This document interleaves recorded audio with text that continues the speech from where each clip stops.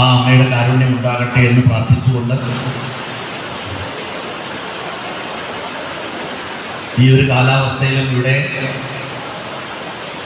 വന്ന് ഈ ഒരു സപ്താഹത്തിൽ പങ്കുകൊള്ളുന്ന നിങ്ങളെ നമസ്കരിച്ചുകൊണ്ട്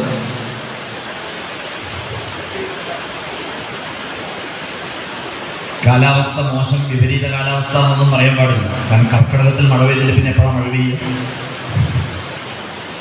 അതുകൊണ്ട് മഴ പെയ്യേണ്ടതാണ്. മഴ പെയ്തില്ലെങ്കിലാണ് അബദ്ധം.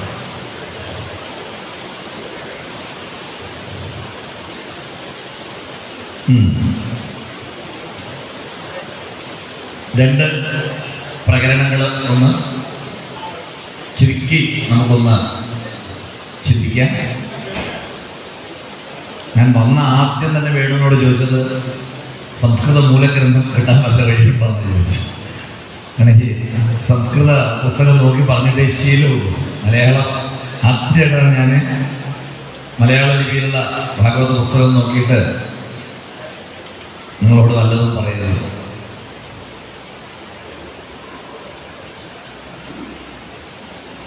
ഒരുപാട് സന്തോഷം. ധ്രുവന്റെ കഥ കേട്ടു നിങ്ങൾ അല്ലേ? ആ ധ്രുവന്റെ വംശത്തിൽ തന്നെ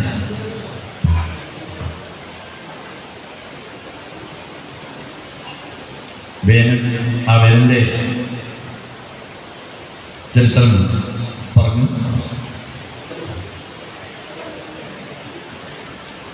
പതിമൂന്നാമത്തെ അധ്യായം മുതൽ നോക്കാം.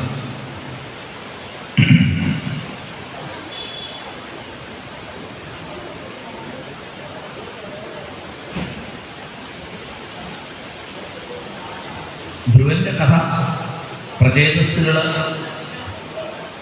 ആ പ്രചേതസ്സുകള് ഒത്തുചേർന്ന സദസ്സില് നാരദര് കേൾപ്പിച്ചു കൊടുത്തു എന്ന് പറഞ്ഞിട്ടാണ് അവസാനം പറഞ്ഞു നിർത്തിയത് നമ്മൾ.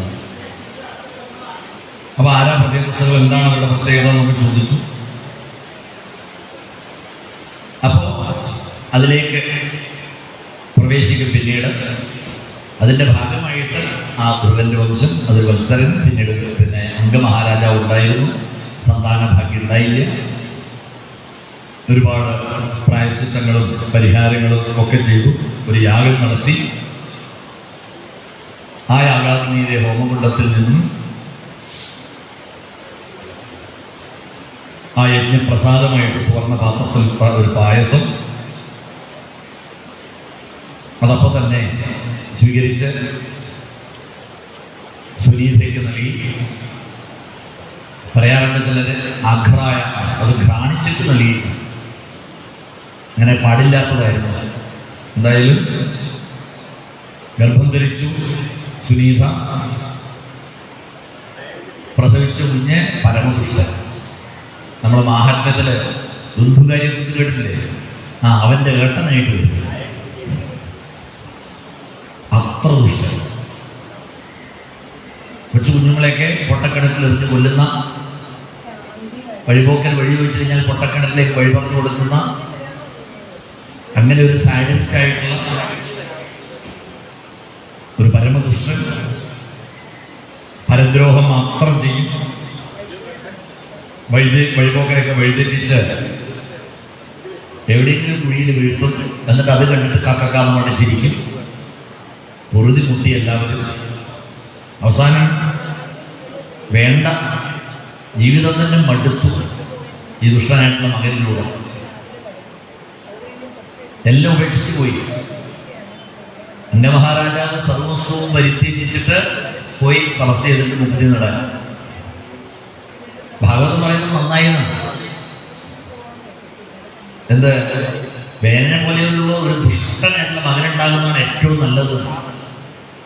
കാരണം അല്ലെങ്കിൽ നമ്മൾ ഇതൊക്കെ അവസാനിപ്പിച്ചിട്ട് പോകാൻ തയ്യാറാവില്ലല്ലോ. കുട്ടിയുണ്ടായി, പേരക്കുട്ടിയായി, ആ പേരക്കുട്ടിയുടെ ഉപനയനം കാണണം, അല്ലെങ്കിൽ അത് കാണണം, ഇത് കാണുന്നിരിക്കുന്ന എത്ര ആഗ്രഹങ്ങളാണ്. ഇതിനൊരവസാനം ഉണ്ടോ? ഇല്ല. അപ്പൊ ഭാഗവതം പറയുന്നു, കടപത്യം വരം മന്യേ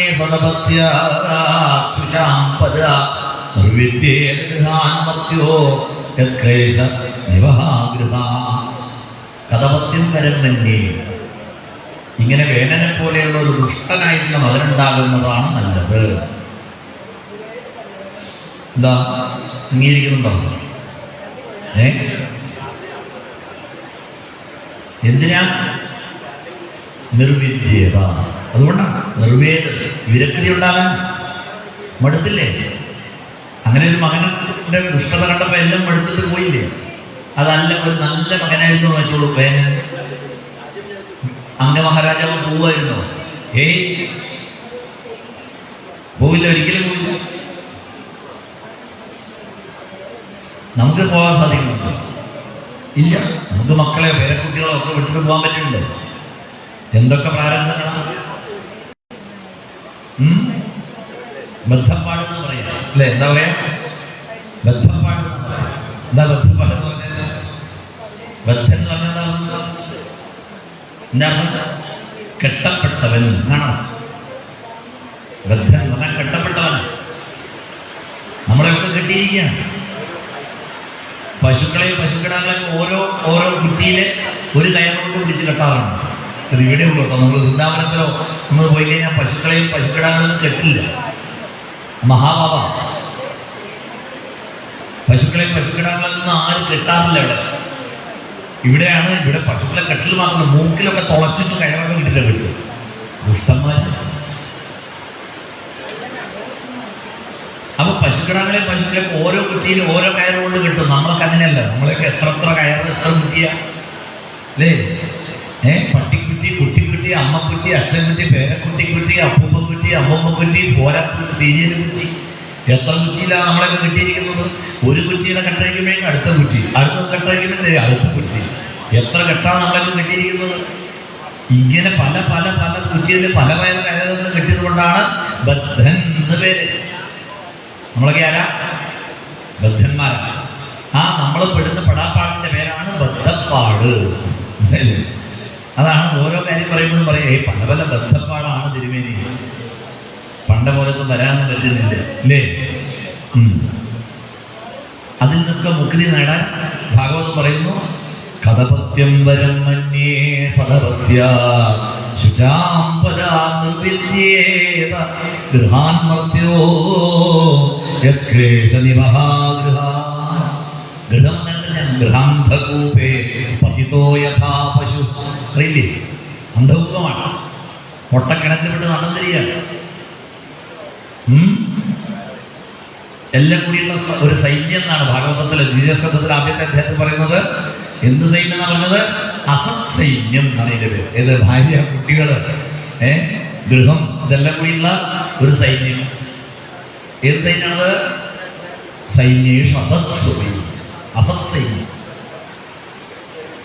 അതിലൊക്കെ പെടാതെ രക്ഷപ്പെടാൻ നല്ലത് ഇതാണ്. എന്തായാലും അംഗമഹാരാജാവ് പോയി രക്ഷപ്പെട്ടു. ഇപ്പോ സ്വസ്ഥായി. ഇവാര് യുവരാജാവ് ആരാ? വേനൻ പോലെ പൂരം. ആകെപ്പാടെ ഒരു അധികാരത്തിന്റെ കുറവ് മാത്രമേ ഉണ്ടാവൂ. അധികാരം കൂടി കിട്ടിയപ്പോ പിന്നെ അവൻ അഹങ്കരിച്ചു. യൗവനം ധനസമ്പത്തി പ്രഭുത്വം അവിവേകിത ഏകൈകമപ്യനർത്ഥായ. പ്രസിദ്ധമായിട്ടൊരു സുഭാഷിതമാണ്. യൗവനം ധനസമ്പത്തി പ്രഭുത്വം അവിവേകിത ഏകൈകമപ്യനർത്ഥായ കിം എത്ര ചതുഷ്ടയം. ഈ 4 എണ്ണമാണ് ഏറ്റവും അനർത്ഥത്തെ ഉണ്ടാക്കുന്ന 4 എണ്ണമാണ്. ഏതൊക്കെയാ? യൗവനം, ധനസമ്പത്തി, പ്രഭുത്വം, അവിവേകം. ഓരോന്നും അപകടമാണ്. ഞാനത് വിസ്തരിച്ച് പറയുന്നില്ല, കാരണം നമുക്ക് 2 കഥ പറയാനുണ്ട്. അപ്പൊ ഇത് ഓരോന്നും അപകടം. ഇത് 4 ഒരാൾക്ക് കിട്ടിയാൽ അതാണ് വേനൽ. ഇത് 4 ഉള്ള ആൾക്കാർ ഇപ്പോഴും കേട്ടോ. ഞാൻ പേരെന്നെടുത്ത് പറയുന്നുണ്ട്. ആൾക്കാർ ധാരാളമുണ്ട്, അതിലേക്ക് കിടക്കുന്നുണ്ട്. പക്ഷേ വേനൽ അതിൻ്റെ അവതാരം ഈ 4 ദുഷ്ടഗുണങ്ങളുണ്ട്. അഹങ്കരിച്ചു. അധികാരം കിട്ടിയ ഉടനെ തന്നെ ഒരു കരിനിയമങ്ങൾ പാസാക്കി. നയഷ്ടവ്യം നദാതവ്യം നഹോതവ്യം. എന്താണ്? ഇനി ഈ സാമ്രാജ്യത്തിൽ, എന്റെ സാമ്രാജ്യത്തിൽ ആരും യാഗം ചെയ്യരുത്, ഹോമം ചെയ്യരുത്, പൂജ ചെയ്യരുത്. ഗണപതി ഹോമത്തിന് ബാൻ. കേട്ടില്ല? ഗണപതി ഹോമം പാടില്ല. എന്നാൽ നിസ്കരിക്കാൻ പ്രത്യേക സൗകര്യം ഒരുക്കുന്നതാണ്. ഗണപതി ഹോമത്തിന് നിരോധം ഏർപ്പെടുത്തിയിട്ടുണ്ട്, പക്ഷേ നിസ്കരിക്കാൻ പ്രത്യേക സൗകര്യം ഒരുക്കുന്നതാണ്. അപ്പൊ വേനന്റെ പുതിയ പുതിയ അവതാരങ്ങൾ ഇപ്പൊ ധാരാളം അന്നേ തുടങ്ങിയതാണ്. അവിടുന്നാണ് തുടങ്ങിയത്. ഇന്ന് പുതിയ പുതിയ രൂപത്തിൽ വരുന്നു വേനന്മാർ. അത്രയുള്ള വ്യത്യാസം. നയഷ്ടവ്യം ന ദാതവ്യം ന ഹോതവ്യം. ധർമ്മം നിരോധിച്ചു. ധാർമ്മികമായിട്ട് ഒരു കാര്യവും ഇവിടെ പാടില്ല. ഇത് കേട്ടപ്പോ ആരാണോ വേനനെ പിടിച്ച് സിംഹാസനത്തിൽ ഇരുത്തിയത്, ആ മഹർഷീശ്വരന്മാര് എല്ലാവരും നേരെ ചെന്ന് വേനനെ കണ്ട് പറഞ്ഞു, വേന അരുത്, ഇത് തെറ്റാണ്. ഒരു കാരണവശാലും നമ്മൾ ധർമ്മത്തെ നിരോധിക്കാൻ പാടില്ല. ഇതുപോലെയുള്ള എത്രയോ എത്രയോ പുണ്യകർമ്മങ്ങളാണ് ഒരു രാജ്യത്തെ നിലനിർത്തുന്നത്. അതുകൊണ്ട് അരുതാത്തതൊന്നും ചെയ്യരുത് എന്ന് അവരെല്ലാവരും കൂടി ഒന്ന് ഉപദേശിച്ചു. ആര് കേൾക്കാൻ? വേനൻ പറഞ്ഞാൽ നിങ്ങൾക്ക് വിവരമില്ല എന്ന് പറയുന്നത്.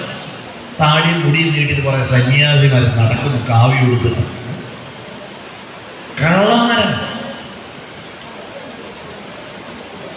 ബാലിശാപതയൂയമ്പോ അധർമ്മേ ധർമ്മമാനില ഏ വൃത്തിദമ്പതിം ഹിത്വാചാരം പതിമുപാസതേ. നിങ്ങളെന്താ ഭർത്താവിനെ വിട്ട് ജാരനെ സ്വീകരിക്കുന്നത് പോലെ മറ്റാരെയൊക്കെയോ ആരാധിക്കുന്നത് ഞാനില്ലേ അവിടെ?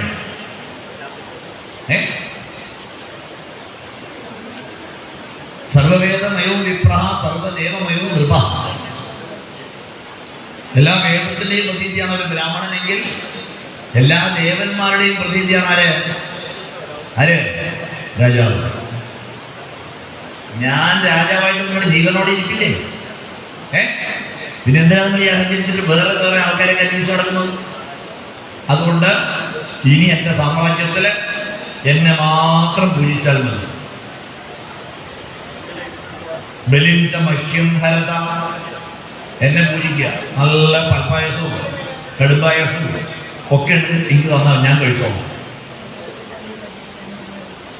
വേനായ നമ. മന്ത്രം എത്ര എളുപ്പം അല്ലേ? ഹോമിക്കാനാണല്ലോ വേനായ സ്വാഹ. എത്ര എളുപ്പം. അതുകൊണ്ട് ഹോമവും പൂജയൊക്കെ എന്നെ മാത്രം മതി, വേറൊരു പരിപാടിയും വേണ്ട. തസ്മാത് മാം കർമ്മഭിരുഭിപ്രായതത്വം ഗതമത്സരാ ബലിഞ്ചമഹ്യം ഹരതാം മത്തോന്യകോഗ്രഭുമാൻ എന്നിങ്ങനെ യുദ്ധം വിപര്യയമതി വികട വിപര്യമതി. വിവരമില്ലാത്ത വിവേകമില്ലാത്ത ആ വേനന്റെ വാക്കുകൾ ഒട്ടും സഹിച്ചില്ല. ഇനി ഇവനെ വെച്ചേക്കണ്ട എന്ന് ആ മഹർഷിമാർക്ക് ഹന്യതാമേശ. ഇവന്റെ കഥ ഇപ്പൊ കഴിക്കില്ല, ഇനി ഇവനെ ബാക്കി വെക്കേണ്ട കാര്യമില്ല എന്നങ്ങനെ അവർക്ക് എല്ലാവർക്കും തോന്നി. അവരെ മഹർഷീശ്വരന്മാരെല്ലാവരും ഒന്നിച്ച് ഒരു ഊതലങ്ങൾ ഊതി. ആരുടെ കഥ കഴിഞ്ഞു? ആരുടെ? വേനന്റെ കഥ കഴിഞ്ഞു. എന്തേ വേണ്ടി വന്നുള്ളൂ?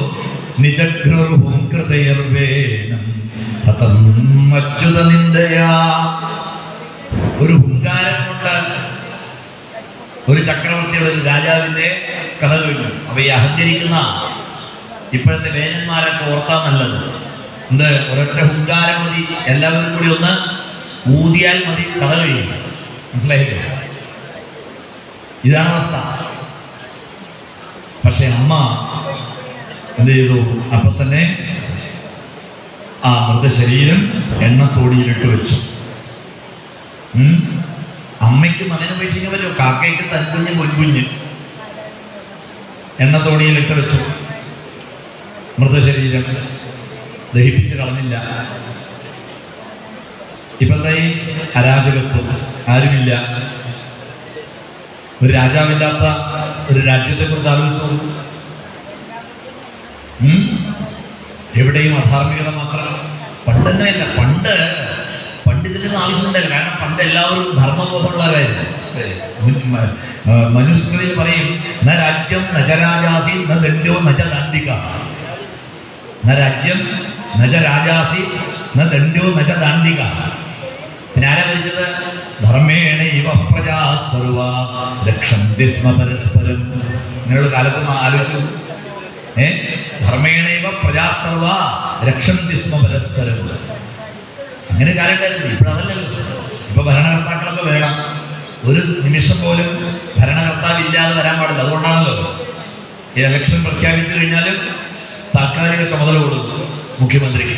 അടുത്ത മുഖ്യമന്ത്രി സത്യപ്രതിജ്ഞ ചെയ്ത് അധികാരം ഏറ്റെടുക്കുന്നത് വരെ ഒരു സെക്കൻഡ് പോലും ഭരണാധികാരി ഇല്ലാതെ വരാൻ പാടില്ല. വലിയ അപകടമാണ്. എന്ത് സംഭവിച്ചേക്കാം. ഇവിടെ കൊള്ളയും കൊള്ളിവെപ്പും അരാജകത്വവും അവിടെ ഇവിടെ പല പ്രശ്നങ്ങളായി അവസാനം നിവൃത്തിയില്ലാതെ ഇതേ അവനെ നിഗ്രഹിച്ച അതേ ഋഷീശ്വരന്മാര് വരികയാണ്. നമ്മൾ പറയില്ലേ, ഈ ചില ആൾക്കാരൊക്കെ പറയാറുണ്ട്, ഈ സന്യാസിമാർക്ക് മഹർഷിമാർക്കല്ല എന്താ ഭരണത്തിൽ കാര്യം എന്ന് ചോദിക്കാറില്ലേ? അവർക്ക് എവിടെയെങ്കിലും പോയിട്ട് മൂക്കും പിടിച്ച് തപസ്യതാന്ന് വരികയാണ്. അല്ല, അങ്ങനെയല്ല. ഒരു നാടിന്റെ നന്മയിലേക്ക് നയിക്കേണ്ട ചുമതല ആർക്കുണ്ട്? ഋഷീശ്വരന്മാർക്കുണ്ട്. കാരണം ഇത് ആർഷഭാരതം. എന്താ ഈ ഭാരതത്തിന്റെ പേര്? ആർഷഭാരതം. ഋഷീശ്വരന്മാരായിരുന്നു നെടുത്തൂണ്. കോടീശ്വരനായിരിക്കുന്ന സകല സുഖ ലോലുപനായിരിക്കും കഴിയുന്ന ആളാണെങ്കിൽ പോലും, ഒരു ചക്രവർത്തി ആണെങ്കിൽ പോലും, ഒരു ഉപദേശം തേടാൻ നേരെ കാട്ടിൽ ചെന്ന പഠനശാലയിൽ അവിടെ നിലത്ത് ചമ്രം പഠിച്ചിരിക്കണം, ദർഭവിച്ചിരിക്കണം. അതിന്റെ മുന്നില് കുലഗുരുവിന്റെ മുന്നില്. എന്നിട്ട് ഉപദേശം തേടിയിട്ട് വേണം നീ പോയി ഭരിക്കാൻ. നിനക്ക് എന്ത് കാണിക്കാനുള്ള അധികാരമൊന്നുമില്ല. അതാണ് ഇവിടുത്തെ പാരമ്പര്യം. ആ പാരമ്പര്യം നമ്മൾ സംരക്ഷിക്കേണ്ടതാണ്. ഒരു രാഷ്ട്രത്തിന്റെ ചൈതന്യം എന്ന് പറയുന്നത് അതിന്റെ പരമ്പരയാണ്. ആ പരമ്പര വിട്ടിട്ടൊന്നും ഒരിക്കലും ഒരു രാഷ്ട്രത്തിന് നിലനിൽപ്പില്ല. അതറിയാത്തവരാണ് എന്തൊക്കെയോ തോന്നി വന്നത് പറയുന്നത്. നമുക്ക് നമ്മുടെ സംസ്കൃതി തന്നെയാണ് ഏറ്റവും വലിയ നിധി. അതറിയില്ല. എന്തായാലും തിരിച്ചു വന്നു. മഹർഷിമാരെല്ലാവരും കൂടി തിരിച്ചു വന്ന് ആ അമ്മ സുനീത എണ്ണത്തോടിയിലിട്ട് വെച്ച അവന്റെ മൃതശരീരം ഇങ്ങോട്ട് എടുപ്പിച്ചു. അങ്ങനെ മൃതശരീരം എടുപ്പിച്ചു. പിന്നീട് എന്ത് ചെയ്തു? ആ ദേഹത്തെ മഥനം ചെയ്തു. അങ്ങനെയൊക്കെ ഒരു ഏർപ്പെടുന്നത് പണ്ട്. ഇന്നതിനെ ഇപ്പോഴത്തെ ലേറ്റസ്റ്റ് ഭാഷയിൽ ക്ലോണിംഗ് എന്നൊക്കെയാണ് പറയുന്നത്. എന്താ പറയാ? ക്ലോണിംഗ്. പണ്ട് മഥനമായിരുന്നു. ആ ശരീരത്തിന്റെ ഭാഗം മഥനം ചെയ്ത്, അങ്ങനെ മഥനം ചെയ്തിട്ട് വേനന്റെ ആ ദോഷാംശങ്ങൾ എല്ലാം കൂടി ഇങ്ങോട്ട് മൂർത്തീഭവിച്ചു. അങ്ങനെ മൂർത്തീഭവിച്ച് കാക്കകൃഷ്ണ അതിഹ്രസ്വാംഗ ഹ്രസ്വബാഹു മഹാഹനോ ഹ്രസ്വഭാം നിന്ന നാസാഗ്രഹ രക്താക്ഷ താമ്രമൂർധജ.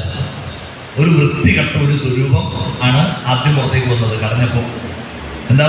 വേനന്റെ ദുഷ്ട അംശങ്ങളെല്ലാം കൂടിയിട്ട് ഒരു കുള്ളൻ, കറുത്ത് ചുരുണ്ട മുടിയൊക്കെ ആയിട്ട്, പതിഞ്ഞ മൂക്കൊക്കെ ആയിട്ട്, കണ്ടാൽ അറപ്പും വെറുപ്പും തോന്നുന്ന ഒരു സ്വരൂപം. ഇവനെങ്ങനെ പിടിച്ച് സിംഹാസനത്തിൽ ഇരുത്ത അയ്യേ കാട്ടിലേക്ക് പറഞ്ഞു. അങ്ങനെ കാട്ടിലേക്ക് പറഞ്ഞു. അവരാണ് കാട്ടാളന്മാരായിട്ട് പിന്നീട് മാറിയത്. അതിനുശേഷം പിന്നീട് ബാഹുഭ്യാം മധ്യമാനാഭ്യാം മിഥുനം സമപദ്യത. അങ്ങനെ പിന്നീട് എന്ത് ചെയ്തു? രണ്ട് തുടകളാണ് ആദ്യം കടഞ്ഞതെങ്കിൽ ഇപ്പോൾ കൈകൾ കടഞ്ഞു. ആരുണ്ടായി? മിഥുനം സമപദ്യത. മിഥുനമാണ് സാക്ഷാൽ ഭഗവാൻ ലക്ഷ്മി സമേതനായിട്ട് അവതരിക്കുക. ആണ് പ്രഭു ആർട്ടിസ്റ്റ്. രാജാവില്ലാതെ, ഭരണകർത്താവില്ലാതെ, അകപ്പാടെ നട്ടം തിരിഞ്ഞിരിക്കുന്ന സമയത്താണ് രണ്ടുപേരെ കിട്ടിയത്. പിന്നെ ഒട്ടും താമസിച്ചില്ല. അപ്പം തന്നെ സിംഹാസനത്തിൽ പിടിച്ചിരുത്തി. ഉടനെ ഇനി ഒട്ടും വൈകണ്ട എന്നുള്ള നിലയിൽ സിംഹാസനത്തിലിരുത്തി പട്ടാഭിഷേകം ചെയ്തു. ഓരോരോ ദേവന്മാരവിടെ ക്യൂ ആയി. എന്തിന്? സമ്മാനങ്ങൾ നൽകാനുള്ള ക്യൂ. ഇപ്പോഴും നമ്മൾ കാണാറില്ലേ അല്ലേ? പ്രസന്റേഷൻ നൽകാനുള്ള ക്യൂ. അതുപോലെ അന്ന് പല പല സമ്മാനങ്ങളുമായിട്ട് എല്ലാവരും ക്യൂ നിൽക്കുന്നു. ഓരോരുത്തരായിട്ട് കൊടുത്തു. ബ്രഹ്മാവ് ദിവ്യ കവചം കൊടുത്തു, ശിവനൊരു വാള് കൊടുത്തു, അഷ്ടദീപാലയന്മാർ അവരുടെ അധികാരത്തെ കൊടുത്തു. ഇങ്ങനെ എല്ലാ സമ്മാനങ്ങളും വാങ്ങി അപ്പോഴേക്കഥാ കുറച്ച് പേര് അവിടെ പാടാൻ തുടങ്ങി. സ്തുതിപാഠകന്മാര് പാടാൻ തുടങ്ങി. ആരാ സ്തുതിപാഠകന്മാര്? സൂതമാഗധവന്തികൾ. അങ്ങനെ സൂതമാഗധവന്തികൾ പാടാൻ തുടങ്ങിയപ്പോൾ പറഞ്ഞു നിർത്താൻ പോകും. നിർത്തുങ്ങളും എന്നെക്കുറിച്ച് ഇങ്ങനെ പാടിപ്പോഴ്ത്താൻ നിങ്ങൾക്ക് എന്നെക്കുറിച്ച് എന്തറിയാം? ഞാൻ വന്നിപ്പോൾ നിമിഷങ്ങളെ ആയിട്ടുള്ളൂ. ഞാൻ ഭരിക്കാൻ തുടങ്ങിയോ? ഇല്ല. ഭരിക്കാൻ തുടങ്ങിയിട്ട് ഒരു ഇപ്പോഴത്തെ കണക്കിന് പറഞ്ഞു കഴിഞ്ഞാൽ ആദ്യത്തെ 100 ദിവസം അങ്ങനെയൊക്കെയാണ് അല്ലേ? ആദ്യത്തെ 100 ദിവസം. അങ്ങനെ 100 ദിവസമൊക്കെ കഴിഞ്ഞാൽ നിങ്ങൾക്ക് വേണമെങ്കിൽ എന്നെ ഒന്ന് ആ കൊള്ളാമെന്ന് പറഞ്ഞ് പാടി പുകഴ്ത്താം. ഇതല്ലാതെ ഒരു വരിയില്ലാത്ത എന്നെ നിങ്ങൾ അതാണ് ഇതാണെന്നൊക്കെ പറഞ്ഞ് പുകഴ്ത്താനും പാടുന്നു, നിർത്താൻ പറഞ്ഞു.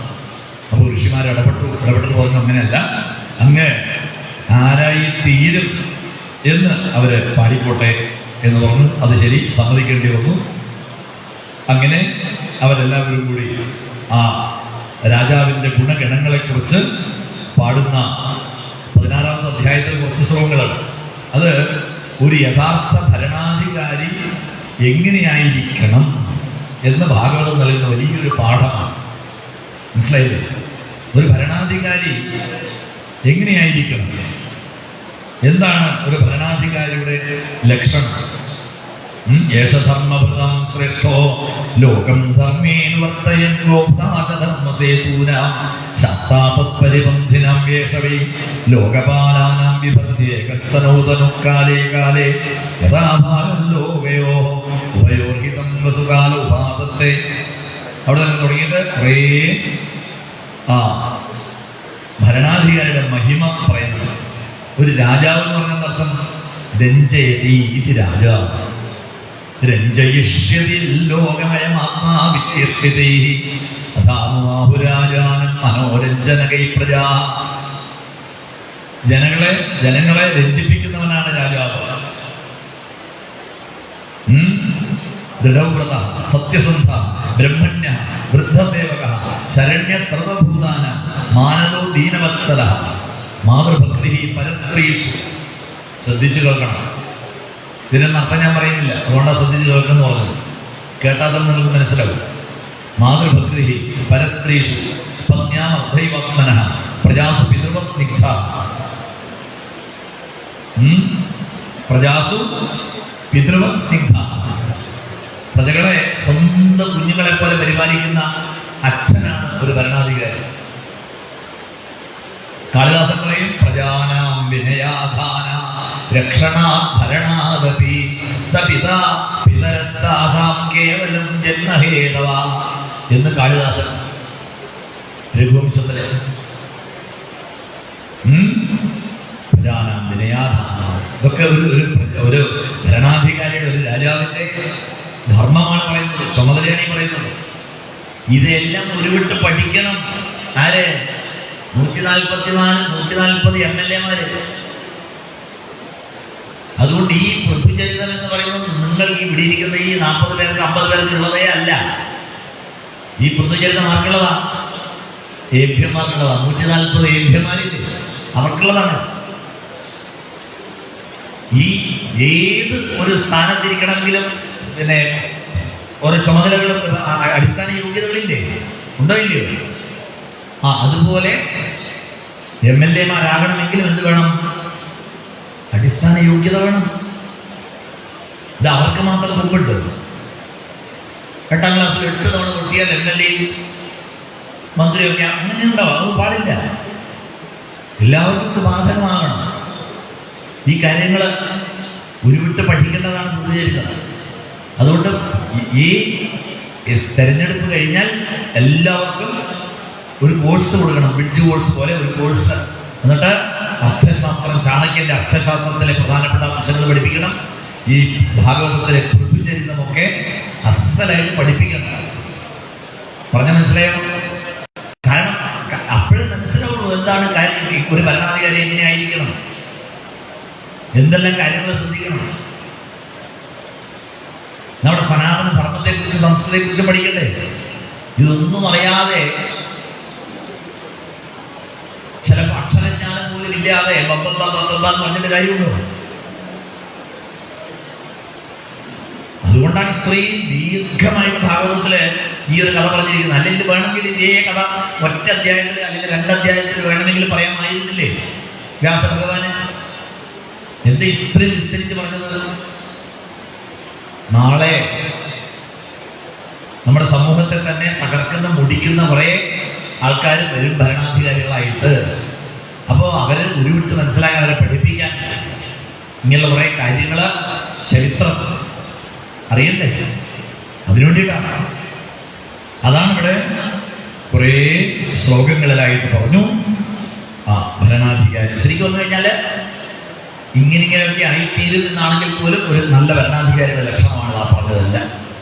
പോട്ടെ, അപ്പോഴേക്കും ആരെ കുറേ പേര് വാവിട്ട് കരഞ്ഞുകൊണ്ട് വരിക. പ്രജകൾ എന്തു പറ്റി? പട്ടിണിയാണ്, എത്രയോ കാലമായി ഭക്ഷണം കഴിച്ചിട്ട് വിശന്നിട്ട് വയ്യ. എന്താ നിങ്ങൾ ചെയ്യാറ്? കൃഷിക്കാരാണ് നിങ്ങൾ. പക്ഷെ എത്ര കൃഷി ചെയ്തിട്ടും ഒന്നും ആ ഭൂമിദേവിയിൽ നിന്ന് ഒരു വിളവും നമുക്ക് കിട്ടുന്നില്ല. എല്ലാം പ്രശ്നിക്കുകയാണ്. വസുധേ ത്വാം ഹരിഷ്യാമി. അപ്പൊ തന്നെ ആ അമ്മ വില്ലുകളെടുത്തു. ഭൂമിദേവിയുടെ കഥ ഞാൻ കഴിക്കും എന്ന് പറയുന്ന അമ്മ വില്ലുവേട്ടപ്പോഴേക്കും പശുവിന്റെ രൂപത്തിൽ ഗോരൂപധാരണിയായിട്ട് ഭൂമിദേവി ഭയം നോടുക. എവിടെ ഓടിയാലും അവിടെ പിറകിൽ ആരുണ്ട്? പൃഥ്വി ചക്രവർത്തിയുണ്ട്. അവസാനം തിരിച്ചവിടെ കാൽക്കൽ വീണ് മാപ്പാക്കണം. ഞാൻ ഒരു കാരണവശാലും തെറ്റ് ചെയ്തിട്ടില്ല. പിന്നെന്താ? എന്റെ പ്രജകളെ മുഴുവൻ നീ പട്ടിണിക്കിടാനാണോ നിന്റെ ഉദ്ദേശം? തെറ്റാര് ചെയ്താലും സമ്മതിക്കില്ല. സ്ത്രീകളാണ് തെറ്റ് ചെയ്തതെന്ന് പറഞ്ഞിട്ടും കാര്യമില്ല. തെറ്റ് സ്ത്രീകൾ ചെയ്താലും വധാർഹരാണ്. അപ്പൊ പറഞ്ഞു തെറ്റല്ല, അങ്ങയുടെ പൂർവികന്മാർ ചെയ്ത തെറ്റാണ്. നയഷ്ടവ്യെന്ന ദാതവ്യെന്ന ഹോതവ്യം എന്ന് കരിനിയമം കൊണ്ടുവന്നപ്പോ ധാർമ്മികമായിട്ടുള്ള കാര്യങ്ങളെല്ലാം നിന്നു, ധർമ്മം നിലച്ചു. ആരും ധർമ്മം ചെയ്യാതായപ്പോ പിന്നെ ഞാൻ എന്തിനാ എൻ്റെ വിഭവങ്ങൾ കൊടുക്കുന്നത്? അധർമ്മം ചെയ്യാൻ വേണ്ടി ഞാൻ എൻ്റെ വിഭവം കൊടുക്കണോ? ധർമ്മം ചെയ്യുന്നവർക്കൊക്കെ ഞാൻ എത്ര വേണമെങ്കിലും ചെലുത്തി തരാൻ തയ്യാറാണ്. അതില്ലാതായപ്പോ എന്താ? കറക്കാതിരുന്നാൽ പശുവിന്റെ കറവ പറ്റുമെന്ന് പറയാറില്ലേ? അതുപോലെ ധർമ്മം നിലച്ചു. ഇനി ഒരു കിടാവിനെ കൊണ്ടുവന്ന് ഞാൻ ഇപ്പൊ തന്നെ ചെലുത്തി തരാം. ഉടനെ തന്നെ ആര്? മനുവിനെ തന്നെ പശു കിടാവാക്കിക്കൊണ്ട് വത്സം മനുവിനെയാണ് പശു കിടാവാക്കിക്കൊണ്ട് സർവസമ്പദ് സമൃദ്ധിയിൽ കറന്നെടുത്തു. അഭിഷേകമാക്കിയുമായിട്ടുണ്ട്. ആര്? ഓരോരോ വർഗത്തിലുള്ള പ്രമുഖന്മാരെ എല്ലാവരും വന്ന് അവരവർക്ക് വേണ്ടതെല്ലാം കറന്നെടുക്കുക. ഒരൊറ്റ കണ്ടീഷൻ, അത് കിടാവിനെ കൊണ്ടുവരണം. പശു കർമ്മനല്ല. പക്ഷെ കിടാവ് അവരവർ കൊണ്ടുവരിക. ആ കിടാവ് കുടിക്കുന്നു, അപ്പോഴേക്കും ചെലുത്തുന്നു അവരവർക്ക് വേണ്ടത്. മനസ്സിലായില്ലേ? അവരവരുടെ അർഹതക്കനുസരിച്ചുള്ളതാണ് കിട്ടിയിരുന്നത്. അസുരന്മാരെ പോയപ്പോഴെന്താ? മദ്യം. അവർക്കതല്ലേ വേണ്ടത്. അങ്ങനെ ഓരോന്നോരോന്നായിട്ട് ചെലുത്തി കൊടുത്തു. എന്താ നമ്മൾ മനസ്സിലാക്കേണ്ടത്? ഭൂമിദേവി, നമ്മൾ എങ്ങനെയാണോ ഭൂമിദേവിയെ സമീപിക്കുന്നത് അതിനനുസരിച്ചാണ് ഭൂമിദേവി നമുക്ക് ചെലുത്തി തരിക.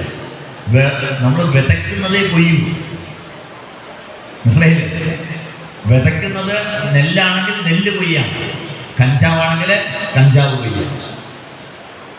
ഭൂമിദേവിക്ക് വേറെ ബുദ്ധിയൊന്നുമില്ല.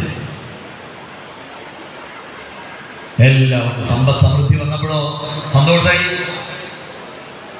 ഉടനെ തന്നെ പൃഥു ആ ഭൂമിദേവിയെ അഭിനന്ദിച്ചത് മാത്രമല്ല, തൻ്റെ ആ വില്ലിന്റെ അറ്റം കൊണ്ട് അതുവരെ ഇങ്ങനെ ഈ കുന്നുകളും ഒക്കെ ഉണ്ടായിരുന്നു. വിശാലമായിട്ട് എല്ലാവർക്കും താമസിക്കാനുള്ള സൗകര്യങ്ങളൊന്നും അതുവരെയും ഉണ്ടായിരുന്നില്ല. അപ്പൊ തന്നെ എന്ത് ചെയ്തു? ആ ഭൂമിദേവിയോടുള്ള വാത്സല്യം കൊണ്ടും താല്പര്യം കൊണ്ടും ആ ധനുഷ്കോട്ടിയ ആ വില്ലിന്റെ അറ്റം കൊണ്ട് ആ ഉയർന്ന സ്ഥലങ്ങളൊക്കെ ഇങ്ങനെ തട്ടി നിരത്തി എല്ലാവർക്കും താമസിക്കുവാനുള്ള ഗ്രാമാൻ പുരപ്പത്തനാനി ഓരോരോ വിഭാഗങ്ങൾക്ക് താമസിക്കാൻ വേണ്ടിയിട്ട് ഓരോ സൗകര്യങ്ങൾ, പ്രത്യേകം താമസ സൗകര്യങ്ങൾ. കാരണം എല്ലാവർക്കും ഒരേ സ്ഥലത്തല്ല താമസിക്കേണ്ടത്. കച്ചവടക്കാർക്ക് താമസിക്കേണ്ട സ്ഥലത്തല്ല കൃഷിക്കാർക്ക് താമസിക്കേണ്ടത്. കൃഷിക്കാർ താമസിക്കേണ്ട സ്ഥലത്തല്ല പശുവിനെ മേയ്ക്കുന്ന ഇടയന്മാർ താമസിക്കുന്നത്. മനസ്സിലായോ? അങ്ങനെ ഓരോരോ ആൾക്കാർക്ക് അവരവർക്ക് വേണ്ട ആ താമസ സൗകര്യങ്ങളെല്ലാം വേണ്ടതുപോലെ നൽകി. വളരെ സന്തോഷമായി. അങ്ങനെ ആ പൃഥു തൻ്റെ മകളെ പോലെ ആരെ സ്വീകരിച്ചു? ഭൂമിദേവിയെ സ്വീകരിച്ചു. അങ്ങനെ പൃഥോഹോ അപത്യം സ്ത്രീ, അതാണ് പൃഥ്വി എന്ന് പേര് വന്നത്. മനസ്സിലായില്ലേ? പൃഥ്വി എങ്ങനെ പേര് വന്നത്? പൃഥ്വിന്റെ മകൾ, അങ്ങനെ പൃഥ്വി. അപ്പൊ ഭരണാധികാരികൾക്ക് എന്തായി? ഇപ്പോ പ്രജകൾക്ക് എന്തായി? പ്രജകൾക്ക് സമൃദ്ധിയായി താമസിക്കാൻ സൗകര്യങ്ങൾ. പക്ഷേ എന്ത് പറ്റി? ഈ നല്ല ശാപ്പാടും താമസ സൗകര്യമായി കഴിഞ്ഞാൽ പിന്നെ അലസമരായിട്ടില്ലേ? കുറെ കാലമായിട്ട് എന്ത് ചെയ്യുന്നില്ല? ഒരു നല്ല കാര്യങ്ങളും ചെയ്യുന്നില്ല. ധാർമ്മികമായിട്ട് കാര്യങ്ങളൊക്കെ മുടങ്ങിയിരിക്കുന്നു. നയഷ്ടവ്യെന്ന് ദാതവ്യെന്ന് ഹോതവ്യെന്ന് പറഞ്ഞ് കുറെ നാസ്തികന്മാരായിരുന്നില്ലേ? ഒക്കെ മാറ്റണ്ടേ? എളുപ്പമല്ല. ഈ നാസ്തികന്മാർ ഭരിച്ചാൽ പിന്നെ അത് മേക്കപ്പ് ചെയ്തെടുക്കണമെങ്കിൽ എത്ര കാലം എടുക്കുന്നറിയോ?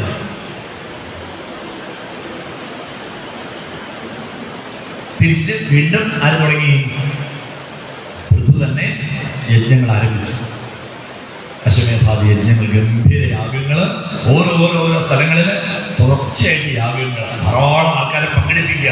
കാരണം യാഗം നടത്തരുതെന്നുള്ളൊരു ഒരു ട്രെൻഡല്ലേ ഉണ്ടായിരുന്നത്. അത് മാറണ്ടേ? നമുക്ക് തന്നെ ആലോചിച്ച് ഒരു 1.5-2 കൊല്ലം ഈ കൊറോണ വന്നിട്ട് സക്കലിൽ നിന്ന് മുടങ്ങിയപ്പോൾ എന്തായിരുന്നു അവസ്ഥ? അമ്പലത്തിനകത്തേ കയറാൻ പറ്റാത്ത അവസ്ഥ ഉണ്ടായിരുന്നില്ലേ? ഏകദേശം അത് തന്നെയാണ് അവസ്ഥ. വേനലിന്റെ അവസ്ഥ അത് തന്നെയാണ്. അത് മാറി. യാഗങ്ങള് 99 യാഗം കഴിഞ്ഞ് 100ാമത്തെ യാഗം തുടങ്ങിയപ്പോഴേക്കും ആരിടപെട്ടു? ആര്? ദേവേന്ദ്രൻ. കാരണം 100ാമത്തെ യാഗം ചെയ്തു കഴിഞ്ഞാൽ തൻ്റെ കസേര പോവും, ശതകൃതുവാവും. ഇടപെട്ടു. യാഗാശ്വത്തെ അപ്പൊ തന്നെ മോഷിച്ച് കൊണ്ടുപോകുന്നു. ഉടനെ കാണിച്ചു കൊടുത്തു. ഇന്ദ്രനാണ് കൊണ്ടുപോകുന്നത് കാണിച്ചു കൊടുത്തു. മകൻ ഉടനെ തന്നെ പിന്തുടർന്ന് ദേവേന്ദ്രനിൽ നിന്നും ആ യാഗാശ്വത്തെ തിരിച്ചു കൊണ്ടുപോകുന്നു. ആ മകന്റെ പേരെന്താണ്? എന്റെ പേര് വിജിതാശ്വൻ. അശ്വത്തെ ജയിച്ചവൻ വിജിതാശ്വൻ. പല തവണ വീണ്ടും ആവർത്തിച്ചു. പൊറുതി കുട്ടിയപ്പോ യാഗം ചെയ്തുകൊണ്ടിരിക്കുന്ന യജമാനൻ തന്നെ ചാടി എഴുന്നേറ്റു. ആരെ? പൃഥു. അപ്പൊ മഹർഷീശ്വരന്മാരെ പറഞ്ഞു, ഒരിക്കലും ഒരു യാഗം ചെയ്യുന്ന യജമാനന് മറ്റുള്ളവരെ കൊല്ലാൻ പോയിട്ട് മറ്റുള്ളവരെ എന്തെങ്കിലും ദ്രോഹിക്കണമെന്ന് ചിന്തിക്കാൻ പോലും അധികാരമില്ല. മനസ്സിലായില്ലേ? ഒരു യാഗത്തിന്റെ യജമാനൻ എന്ന് പറഞ്ഞാൽ എത്ര വലിയ പദമാണെന്ന് പറയുന്നത്. അതുകൊണ്ട് അരുത് എന്ന് പറഞ്ഞു. ശരി, നമ്മൾ ഈ സ്രുവത്തിലേക്ക് നെയ്യ് ഇങ്ങോട്ട് കോരിയിട്ട് ആ നെയ്യിലേക്ക് ആരെ ആവാഹിക്കും? മിസ്റ്റർ ദേവേന്ദ്രനെ ആവാഹിക്കും. എന്നിട്ട് കഴിഞ്ഞു. ആരുടെ കഥ കഴിഞ്ഞു? ആരുടെ കഥ? ദേവേന്ദ്രന്റെ കഥ കഴിഞ്ഞു. ഇത്രയും നമുക്ക് സെക്കൻഡ് മതി എന്ന് മഹർഷീശ്വരന്മാർ പറഞ്ഞ് നെയ്യ് ഇങ്ങോട്ട് കോരി സ്രുവത്തിലേക്ക്. എന്നിട്ട് ആരെ ആവാഹിച്ചു? ദേവേന്ദ്രൻ. ദേവേന്ദ്രന്റെ കൈയും കാലം കൊണ്ട് തുറക്കാൻ തുടങ്ങി. ആകപ്പാടെ ബഹളായി. എന്നെ കൊല്ലുന്നേന്ന് കണ്ട് പോയിട്ട് ബ്രഹ്മാവിന്റെ ഹൈക്കമാൻഡിൽ ഇടപെട്ടു. അങ്ങനെ നേരിട്ട് ഹൈക്കമാൻഡ് ഇടപെട്ട് ആര്? ബ്രഹ്മാവ് തന്നെ പൃഥുവിനോട് പറഞ്ഞു, അരുത്. കാരണം അങ്ങ് ആരാണ്? അങ്ങ് ഭഗവാന്റെ അംശമാണ്. ദേവേന്ദ്രനോ? ദേവേന്ദ്രൻ ഭഗവാന്റെ അംശമാണ്. ഈ ഭഗവാൻ അംശങ്ങൾ തമ്മിൽ തന്നെ പരസ്പര കലഹം ഒരിക്കലും പാടില്ല. പിന്നെ 100ാമത്തെ യാഗം ചെയ്യാൻ പറ്റിയിട്ടില്ല എന്നല്ലേ ഉള്ളൂ. വേണ്ട, ആ 100 യാഗം ചെയ്തതിന്റെ ഫലം ഞാനിവിടെ തന്നേക്കാം. അത് പറയാം. ബ്രഹ്മാവ് ഉടനെ തന്നെ അപ്പം തന്നെ രജിസ്ട്രാറിനെ വിളിച്ചു. VC ആണ് ആര്? ബ്രഹ്മാവ്. രജിസ്ട്രാറെ വിളിച്ച് സർട്ടിഫിക്കറ്റ് അപ്പം തന്നെ എഴുതിച്ചു. ഏകോന ശതകൃതു സർട്ടിഫിക്കറ്റ് അപ്പം തന്നെ കൊടുത്തു. ആദ്യമായിട്ടാണ് എന്ത് സർട്ടിഫിക്കറ്റ്? ഏകോന ശതകൃതു സർട്ടിഫിക്കറ്റ് കൊടുത്തു. സമാധാനമില്ലേ? സമാധാനമില്ല. അതോടുകൂടി പ്രശ്നങ്ങളൊക്കെ തൽക്കാലത്തേക്ക് അവസാനിച്ചു. പിന്നീട് ഞാൻ ചുരുക്കി പറയാണ്. പിന്നീട് അപ്പോൾ എന്തായാലും ശ്രദ്ധിക്കേണ്ട, ഒരു ഭരണാധികാരി ഒരു പ്രജകൾക്ക് കൊടുക്കേണ്ടതായ ഓരോരോ കാര്യങ്ങൾ ശ്രദ്ധിക്കണം. ഒന്ന്, അവർക്ക് ഭക്ഷണം ഉണ്ടായിരുന്നില്ല, അത് കൊടുത്തു. 2, താമസിക്കാൻ സൗകര്യം ഉണ്ടായിരുന്നില്ല, താമസ സൗകര്യങ്ങളൊക്കെ. 3, അവർക്ക് ധാർമ്മികമായിട്ട് യജ്ഞയാഗാദികൾ, പൂജകൾ, ഇങ്ങനെയുള്ള കാര്യങ്ങൾ, ഭജനകൾ, സത്സംഗങ്ങൾ എല്ലാം ആരംഭിച്ചു. മതിയോ? പോരാ, ഇത്രയും പോരാ. പിന്നെന്ത് വേണം? അവർക്ക് അറിവുണ്ടാവും, ജ്ഞാനം. അതിൻ്റെ കുറവാണ് പ്രധാനം. നമ്മളെ കേരളത്തിലൊക്കെ സംബന്ധിച്ച് ഏറ്റവും പ്രധാനപ്പെട്ടത് ഈ ഒരു കുറവാണ്. മറ്റെല്ലാം ഉണ്ട്, താമസിക്കുന്ന സൗകര്യങ്ങളുണ്ട്, ഭക്ഷണത്തിന് ഒരു കുറവില്ല, പൂജാ യജ്ഞയാഗാദികൾക്ക് കുറവുണ്ടോ, അമ്പലത്തിൽ വരുന്ന ഭക്തന്മാർക്ക് കുറവുണ്ടോ? ഒന്നുമില്ല. കേരളത്തിൽ ഒറ്റ ദാരിദ്ര്യമുള്ളൂ. എന്താ? വിവരമില്ല, അറിവില്ല, ജ്ഞാനമില്ല. ജ്ഞാനമില്ലാത്തതുകൊണ്ടാണ്, ബുദ്ധിയില്ലാത്തതുകൊണ്ടല്ല, വിദ്യാഭ്യാസം ഇല്ലേ? ഇന്ത്യയിൽ തന്നെ ഏറ്റവും കൂടുതൽ വിദ്യാഭ്യാസമുള്ള നാടാണിത്, കേരളം. എന്നിട്ടും എന്തേ ഇങ്ങനെ? ജ്ഞാനം. ആ ജ്ഞാനം പകർന്നു കൊടുക്കാനായിട്ട് എന്ത് ചെയ്തു? സത്രങ്ങൾ ആരംഭിച്ചു. പല പല പല സത്രങ്ങൾ. അങ്ങനെ ആ ബ്രഹ്മസത്രങ്ങള്, വിചാരയജ്ഞങ്ങള് പല പല സ്ഥലത്തായിട്ട്. ആ സത്രത്തിൽ കൂടിയിരിക്കുന്ന 10,000-കണക്കിന് ആൾക്കാരെല്ലാവരും ഇരിക്കുകയാണ്. എല്ലാവരെയും ഇരുത്തിയിട്ട് ആ പ്രജകളെ എല്ലാവരും നേരിട്ട് ഉപദേശിക്കുന്നു. ആരാ ഉപദേശിക്കുന്നത്? ചക്രവർത്തി, പൃഥു ചക്രവർത്തിയാണ് നേരിട്ട് പ്രഭാഷണം. ആലോചിച്ചു. അപ്പൊ എങ്ങനെയായിരിക്കണം ഒരു ഭരണാധികാരി എന്നുള്ള ആശയം മനസ്സിലായോ? ആയിരക്കണക്കിന് 10,000-കണക്കിന് ആൾക്കാർ നിറഞ്ഞു നിൽക്കുന്ന സത്രത്തിൽ എല്ലാവർക്കും ധർമ്മോപദേശം നൽകുന്നത് ആ ഭരണാധികാരി, ചക്രവർത്തിയാണ്. അപ്പൊ അത്രയും വിവരം ആർക്ക് വേണം? അറിവുണ്ടാവണം ഒരു ഭരണാധികാരി. എല്ലാവരോടുമായിട്ട് അദ്ദേഹം ഉപദേശങ്ങൾ നൽകി. സന്തോഷത്തോടു കൂടിയിട്ട് എല്ലാവരും അദ്ദേഹത്തെ അങ്ങനെ വളരെ സന്തോഷത്തോടുകൂടി വാനോളം പുകഴ്ത്തി. പിന്നീട് അതേ ആ സത്ര വേദിയിലേക്ക് തന്നെ സനകാദികൾ വരുന്നതും പിന്നീട് പൂജിച്ചിരുത്തി, സിംഹാസനത്തിരുത്തി, വേണ്ട രീതിയിൽ ആ സ്വർണ്ണ സിംഹാസനത്തിൽ ഇരുത്തി പൂജിച്ചപ്പോ സനകാദികളുടെ അനുഗ്രഹം. എന്താ വേണ്ടത്? എന്താ അറിയേണ്ടത്? അപ്പോ നമ്മൾ പറയും ഏറ്റവും വലിയ മഹാഭാഗ്യം എന്ന് പറയുന്നത് സജ്ജനങ്ങളുടെ പാദസ്പർശമാണ്. ആ മഹാത്മാക്കളുടെ സജ്ജനങ്ങളുടെ പാദസ്പർശം ഉണ്ടായി സന്തോഷമായി. അതുകൊണ്ട് ഒരൊറ്റ ചോദ്യം മാത്രം ചോദിക്കാം. എന്താണ് ഈ ഒരു സംസാരത്തില് ആത്യന്തികമായിട്ടുള്ള ശ്രേയസ് അല്ലെങ്കിൽ നിത്യാനന്ദം എങ്ങനെ ഉണ്ടാവുക? അതിനുള്ള വഴി എന്താ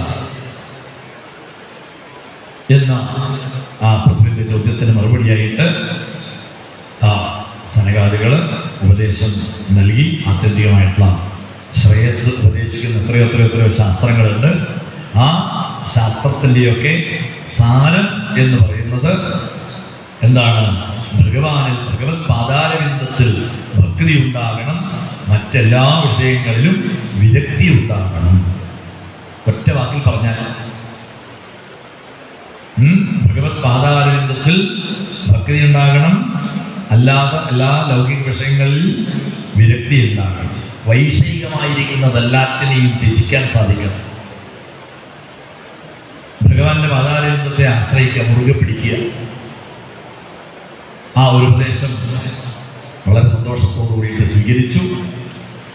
അങ്ങനെ കൃതാർത്ഥനായി മഹാരാജാവിനെ അനുഗ്രഹിച്ച് സനകാദികൾ അന്തർധാനം ചെയ്തു. പിന്നീട് കുറേ കാലം രാജ്യം ഭരിച്ചു. സ്വർഗത്തെ പോലും മറന്നുപോയി പ്രജകള്. അത്ര സന്തോഷം എല്ലാവർക്കും. പിന്നീട് വാർദ്ധക്യത്തിന്റെ ചില ലക്ഷണങ്ങൾ ഒക്കെ കണ്ടു തുടങ്ങി. അങ്ങനെ വാർദ്ധക്യത്തിന്റെ ചില ലക്ഷണങ്ങൾ കണ്ടു തുടങ്ങിയപ്പോൾ തന്നെ എന്ത് ചെയ്തു? ശരി, മക്കളെ ഭരണാധികാരം കഴിപ്പിച്ചു. ദൃഷ്ട്വാത്മാനം പ്രവയസമേകദാ വൈന്യാത്മവാനാത്മനാവർദ്ധിതാശേഷ സ്വാനുസർഗ പ്രജാപതി. മക്കൾക്ക് രാജ്യഭാരം ഏൽപ്പിച്ചു കൊടുത്തു. പുത്രനെ ഏൽപ്പിച്ചു വാനപ്രസ്ഥം. പത്നി സമേതനായിട്ടാണ് പോയത്. കാരണം അങ്ങനെ ആകാമെന്ന് പറയുന്നത്. പത്നിക്കും അതേ ഭർത്താവിന് ഉള്ള അതേ വിരക്തി വൈരാഗ്യം പത്നിക്കും ഉണ്ടാവുകയാണെങ്കിൽ ഭാര്യ ഭർത്താക്കന്മാർ ഒന്നിച്ച് വാനപ്രസ്ഥമാവാം. ഭാഗവതത്തിൽ തന്നെ പറയുന്നുണ്ട്. അങ്ങനെ രണ്ടുപേരും വാനപ്രസ്ഥ ആശ്രമം സ്വീകരിച്ചു. പത്നി സമേതം കാട്ടിൽ പോയി. ആ സനകാദികൾ നൽകിയ ഉപദേശങ്ങളെല്ലാം പ്രാക്ടിക്കലായിട്ട് ചെയ്തു നോക്കലാണ്. ഉപദേശങ്ങളൊക്കെ കിട്ടിയെങ്കിലും അത് നേരിട്ട് അനുഷ്ഠിച്ചത് വാനപ്രസ്ഥാശ്രമത്തിലാണ്. അങ്ങനെ വാനപ്രസ്ഥാശ്രമത്തിൽ വേണ്ട രീതിയിൽ തപസ് അനുഷ്ഠിച്ചു. പിന്നീട് ആ സ്ഥൂലദേഹത്തെ ഉപേക്ഷിച്ചു മഹാരാജാവ്. അർച്ചിസ് ആ ദേഹത്തെ അപ്പോൾ തന്നെ വൈകുണ്ഠയാത്രയ്ക്കുള്ള സമയമാണ് എന്ന് തിരിച്ചറിഞ്ഞ് ആ സ്ഥൂലദേഹത്തെ ആ ചിതയിലേക്ക് വെച്ച് ചിത കൊളുത്തി ആ അഗ്നിയിലേക്ക് ഭർത്തൃപാദങ്ങളെ തന്നെ സ്മരിച്ചുകൊണ്ട് ആ അഗ്നിയിലേക്ക് പ്രവേശിച്ചു.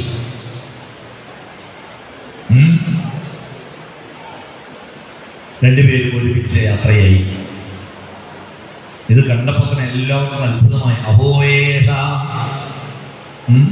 വധൂധന്യ, എന്തൊരു സുഹൃതമാണ്, എന്തൊരു ഭാഗ്യമാണെന്ന് ആലോചിച്ച് നോക്കൂ.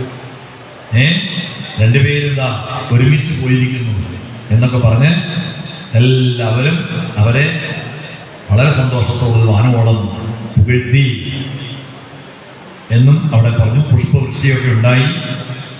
ഈ ഒരു ഭരണാധികാരിയുടെ ചരിത്രം, പൃഥുവിന്റെ കഥ ഞാൻ നേരത്തെ സൂചിപ്പിച്ചതുപോലെ ഇത് എന്തിനു വേണ്ടിയിട്ട് പറഞ്ഞു എന്നാണെങ്കിൽ, പ്രജാക്ഷേമ തൽപരനായിരിക്കുന്ന ഒരു ഭരണാധികാരി ചെയ്യേണ്ട കർത്തവ്യങ്ങൾ എന്തൊക്കെയാണ് എന്ന് നമ്മളെ പഠിപ്പിക്കാൻ വേണ്ടിയിട്ടാണ്. നമ്മളെ പഠിപ്പിക്കാൻ നമ്മൾ ഭരണാധികാരികളെ പഠിപ്പിക്കാനാണ്, ഭരണ സാരഥ്യം ഏറ്റെടുക്കുന്നവരെ പഠിപ്പിക്കാനാണ്.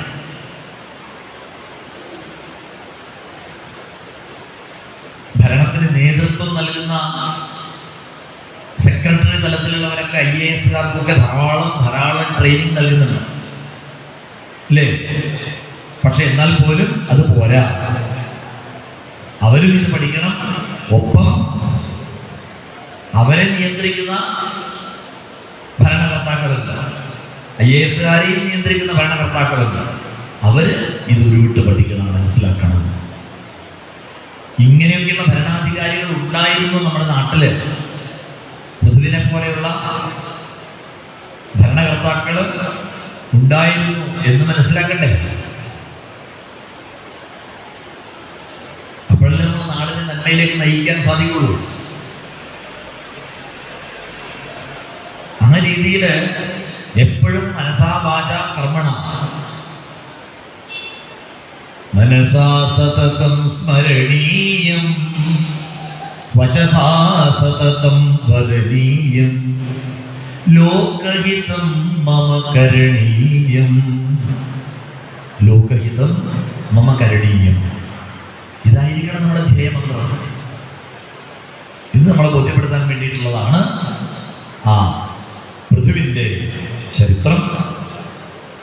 ആ പൃഥ്വി രാജാവിൻ്റെ വംശത്തിലെ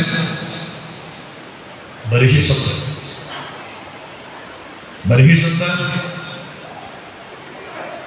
ഒരു കർമ്മഠൻ, എപ്പോഴും കാമ്യകർമ്മങ്ങൾ അങ്ങനെ ചെയ്തുകൊണ്ടേയിരിക്കുക. അദ്ദേഹത്തിന് അടുത്ത സുഹൃത്ത്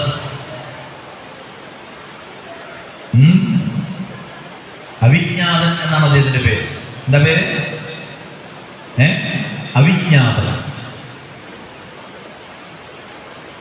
ഇന്ത്യയിലാണെങ്കിൽ കിഴക്കോട്ട് ദർഭകരിച്ചിട്ട് ഭൂമിയിൽ സ്ഥലമില്ലാണ്ടായിരുന്നു. അത്രമാത്രം എപ്പോഴും യജ്ഞയാഗാദികൾ ഇങ്ങനെ ചെയ്തുകൊണ്ടിരിക്കുക. അത് മാത്രമല്ല, ഈ പശുബലിയോടുകൂടിയിട്ട് മൃഗബലിയോടുകൂടിയിട്ട് മൃഗങ്ങളെ കൊന്നുകൊണ്ടുള്ള യാഗങ്ങൾ ചെയ്യാൻ തുടങ്ങി. അതും അവസാനമില്ലാതത്ര ഒരുപാട്. എന്നാൽ 10 മക്കളുണ്ട്. അവര് പരമയോഗ്യന്മാർ, വെടുമെടുക്കന്മാർ, കാണാൻ സുന്ദരന്മാര്, ഒരേ ഭാവം, ഒരേ രൂപം, ഒരേ പേര്, പ്രജേതസ്സുകൾ. അവർ വളർന്ന് യുവാക്കളായപ്പോൾ ഇനി അവരെ ചുമതല ഏൽപ്പിക്കാം. ഒരു വിവാഹവും കുടുംബമൊക്കെ ആവണ്ടേ. അപ്പോ ഗൃഹസ്ഥാശ്രമത്തിലേക്ക് പ്രവേശിക്കുന്നതിന് മുൻപ് ഭഗവത് ആരാധന ചെയ്തിട്ട് ഭഗവാന്റെ അനുഗ്രഹം വാങ്ങണമെന്നാണ് പണ്ടത്തെ സംസ്കാരം. എങ്ങനെയാണ്, പണ്ടത്തെ രീതി എങ്ങനെയാണ്? ഗൃഹസ്ഥാശ്രമത്തിൽ പ്രവേശിക്കുന്നതിന് മുൻപ് ഭഗവാനെ ആരാധിച്ച്, തപസ് ചെയ്ത് ആരാധിച്ച് അനുഗ്രഹം വാങ്ങിയിട്ട് വേണം ഗൃഹസ്ഥാശ്രമം സ്വീകരിക്കാൻ. അങ്ങനെ ഗൃഹസ്ഥാശ്രമത്തിന് മുൻപ് തപസ്സനുഷ്ഠിക്കുന്നവരുടെ പേരാണ് ഉപകുർവാണൻ എന്നാണ് പേര്. ഉപകുർവാണന്മാരും ശ്രദ്ധിക്കേണ്ടത്, ഈ ഗൃഹസ്ഥാശ്രമം എന്ന് പറയുന്നത് നേരം നോക്കുന്നല്ല.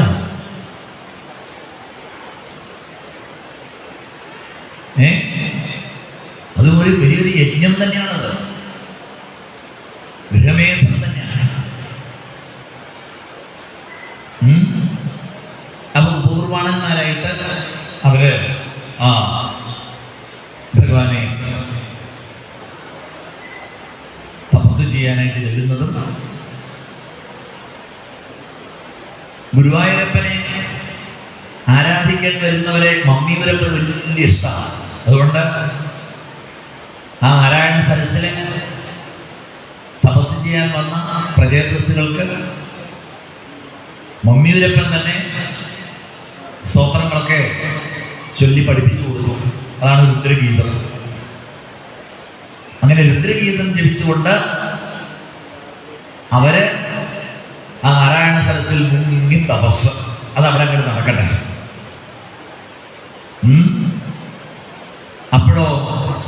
അപ്പോഴാണ് അവർക്ക് എന്തായാലും ഭഗവാന്റെ അനുഗ്രഹം ഗ്യാരണ്ടി. പക്ഷെ ഈ അച്ഛൻ ഇങ്ങനെ കർമ്മടനായിട്ട് അധപ്പതിച്ചു പോവല്ലോ, അദ്ദേഹത്തിൽ നിന്ന് രക്ഷപ്പെടുത്തണമല്ലോ എന്ന് ആർക്ക് തോന്നി? ആർക്ക്? ദേവഋഷിയായ നാരദ മഹർഷിക്ക് തോന്നി. നാരായണ നാരായണ നാരദരൂപം എന്താ പൂജിച്ച് സൽക്കരിച്ചിരുത്തി വിശേഷങ്ങളൊക്കെ ചോദിച്ചു. ഇങ്ങനെയൊക്കെ ആയാൽ മതിയോ?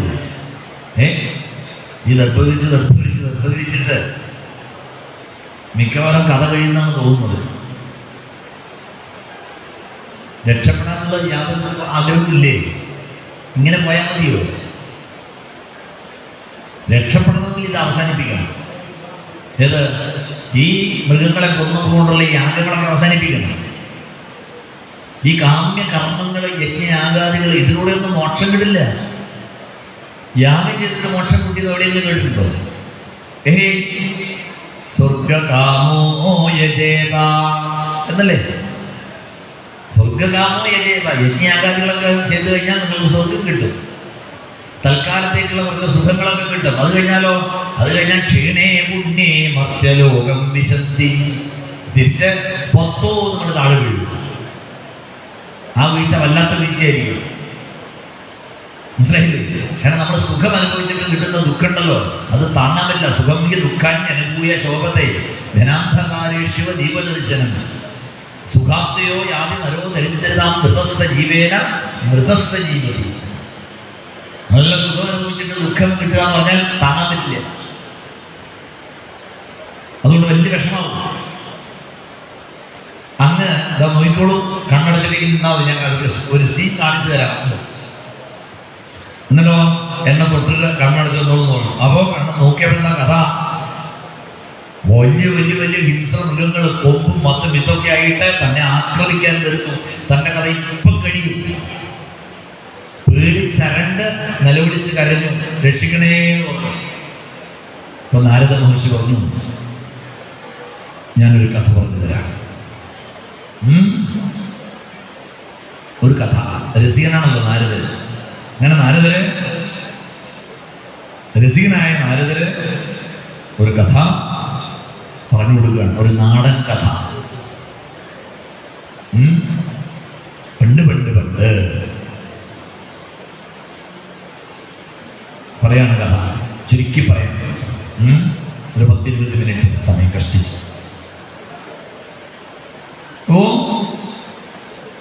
പണ്ട് പുരഞ്ജനൻ എന്ന ഒരു രാജാവുണ്ടായിരുന്നു.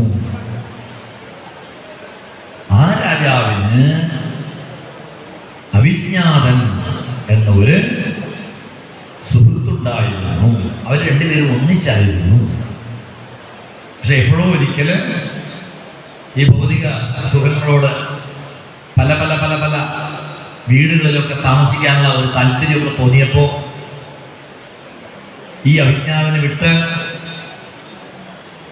പല പല സ്ഥലങ്ങളില്, പലയിടങ്ങളിലെ പല പല ഗൃഹങ്ങളിലെ കൊട്ടാരങ്ങളിലൊക്കെ ഇങ്ങനെ താമസിച്ച് അവിടെയൊന്നും തൃപ്തി വരാതെ പലതരത്തിലുള്ള വീടുകൾ താമസിച്ചു. കാലുള്ളതും കാലില്ലാത്തതും,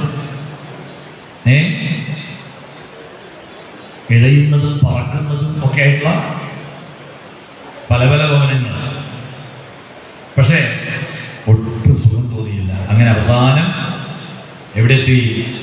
ഹിമാലയത്തിന്റെ തെക്ക് ഭാഗത്തായിട്ട് ഒരു മനോഹരമായ ഒരു കൊട്ടാരം കണ്ടു.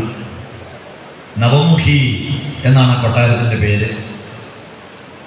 ആ നവമുഖി എന്ന കൊട്ടാരം ഇഷ്ടപ്പെട്ടു. ആരായിരിക്കും ഈ കൊട്ടാരത്തിന്റെ ഉടമസ്ഥൻ? ആരായിരിക്കും? ഈ കൊട്ടാരത്തിൽ വന്നാൽ താമസിക്കാനുള്ള യോഗം ഉണ്ടാവുമോ എനിക്ക് എന്നൊക്കെ ഇങ്ങനെ ആലോചിച്ചിരിക്കുമ്പോഴേ കഥാ വരുന്ന ഒരു സുന്ദരി. കാത്വം കഞ്ചബലാസാക്ഷി. ആരാ സുന്ദരി നീ? ഈ കൊട്ടാരം ഏതാ? ഇവിടെ മറ്റോ താമസിക്കാൻ പറ്റുമോ? നിന്റെ കൂടെ ആരാണ് ഇവരൊക്കെ ആരാ? എനിക്ക് നിന്നെ വല്ലാതെ ഇഷ്ടപ്പെട്ടു. അപ്പോ ആ സുന്ദരി പറഞ്ഞു, എന്നെ കുറിച്ചൊന്നും ചോദിക്കരുത്, കാരണം എനിക്ക് എന്നെ കുറിച്ചൊന്നും അറിയില്ല. അതുകൊണ്ട് address, phone number, WhatsApp number ഒന്നും ചോദിക്കരുത്. ഒരൊറ്റ കാര്യം മാത്രം പറയാം, ഇതെന്റെ ഭവനമാണ്. ഈ ഭവനത്തില് താമസിക്കാം, 100 വർഷം വേണമെങ്കിലും താമസിക്കാം, നമുക്ക് ഒന്നിച്ച് താമസിക്കാം. കൂടുതലൊന്നും ചോദിക്കരുത്. താല്പര്യമുണ്ടോ? പിന്നെന്താ സംശയം? കണ്ടപ്പോൾ തന്നെ ഇഷ്ടമായതല്ല. ശരി, വരൂ. അങ്ങനെ ആ കൊട്ടാരത്തിലേക്ക്. കൊട്ടാരം അതിമനോഹരമായ കൊട്ടാരം. 5 തലയുള്ള ഒരു സർപ്പം കാവൽക്കാരനായിട്ടുണ്ട്, ഏതാപത്തിൽ നിന്നും രക്ഷിക്കാനായിട്ട്. 9 ദ്വാരങ്ങളാണ്. ഒരു 5 ദ്വാരങ്ങൾ കിഴക്കോട്ട്, ഒരു 2 ദ്വാരങ്ങൾ പടിഞ്ഞാറോട്ടുണ്ട്, പിന്നെ തെക്കും വടക്കായിട്ട് ഓരോ ദ്വാരങ്ങളൊക്കെ ഉണ്ട്. എല്ലാ സൗകര്യങ്ങളുണ്ട്. ഉപരി വിന്യാസം എന്നൊക്കെ പറയുന്നത് പല പല നിലകള്. ഏറ്റവും മേലെ 5 സ്റ്റാർ ഹോട്ടലിലൊക്കെ ഉള്ള പോലെ റൂഫ് ടോപ്പ് ഗാർഡൻ. എന്താ സൗകര്യം! പിന്നെ അയാളെല്ലാം പക്ക ഡ്രൈനേജ് സിസ്റ്റമൊക്കെ പക്ക, എല്ലാ സൗകര്യങ്ങളും. ഇഷ്ടമായോ? എന്താ സംശയം? വളരെ ഇഷ്ടമായി. എന്നാ വരൂ, അതിനകത്ത് താമസം. അങ്ങനെ ആ പുരഞ്ജനന്റെ താല്പര്യത്തോട് കൂടിയിട്ട് പുരഞ്ജനിയുടെ കൂടെ, പുരഞ്ജനി എന്ന് നമുക്കിപ്പോൾ തൽക്കാലം പേരിടാം, കാരണം പേരൊന്നുമില്ലല്ലോ, പേരില്ല, അവൾക്കേ അറിയില്ല അവളുടെ പേര്. അപ്പൊ നമുക്ക് തൽക്കാലത്തേക്ക് മിസ്സിസ് പുരഞ്ജനൻ എന്നോ പുരഞ്ജനി എന്നോ പേരിടാം. അങ്ങനെ പുരഞ്ജനിയും പുരഞ്ജനോടെ ഒന്നിച്ച് വളരെ സന്തോഷത്തോടു കൂടിയിട്ട് അവരങ്ങനെ താമസിക്കുന്നു. ആ പുരഞ്ജനിയുടെ ഒരു അടിമയെ പോലെ. അവൾ ചിരിച്ചാൽ ചിരിക്കും, അവൾ കരഞ്ഞാൽ കരയും, അവൾ കഴിച്ചാൽ കഴിക്കും, അവൾ കുളിച്ചാൽ കുളിക്കും. ഭാഗവതം പറയുന്നത് ഒരു കളിക്കുരങ്ങനെ പോലെ ക്രീഡാമൃഗോയഥ, ഒരു കളിക്കുരങ്ങനെ പോലെ അങ്ങനെ അവിടെ താമസം. അതിനിടയിൽ അവർ രസകരമായിട്ട് ഒരു നായാട്ടിന് പോകും. പണ്ടൊക്കെ രാജാക്കന്മാർക്കൊക്കെ ഉള്ളൊരു സ്വഭാവമാണത്. ഇടയ്ക്കിടയ്ക്ക് അവരെവിടെ പോകും? നായാട്ടിന് പോകും. അങ്ങനെ നായാട്ടിന് പോയി കുറേ മൃഗങ്ങളെ ഒക്കെ കൊന്ന് തളർന്ന് അവശനായി തിരിച്ചു വന്നപ്പോൾ വല്ലാത്ത ക്ഷീണം തോന്നി. കുളിച്ച് വിശ്രമിച്ച് പിന്നീട് എപ്പോഴും സമീപിക്കുന്ന പോലെ പുരഞ്ജനിയുടെ അടുത്ത് കാണാനില്ല. എവിടെ പുരഞ്ജനി എവിടെ ചോദിച്ചപ്പോ പറഞ്ഞു, അറിഞ്ഞില്ലേ? ഇല്ല. എന്നാൽ ക്രോധാകാരത്തിലാണ്. എവിടെയാ? ക്രോധാകാരം. ക്രോധാകാരം എന്ന് പറഞ്ഞാൽ എന്താ? കൊട്ടാരങ്ങളിലെല്ലാം ക്രോധാകാരം ഉണ്ടാവും. പണ്ടത്തെ കൊട്ടാരങ്ങളിലെല്ലാം ഉണ്ട്. എന്താ? ദേഷ്യം എന്നാൽ പോയി ഇരിക്കേണ്ട മുറിയാണ്. അപ്പോ ദേഷ്യം എന്നാൽ പോയി ഇരിക്കാനുള്ള മുറിയാണ്. കണ്ടിട്ടുണ്ടോ നിങ്ങൾ?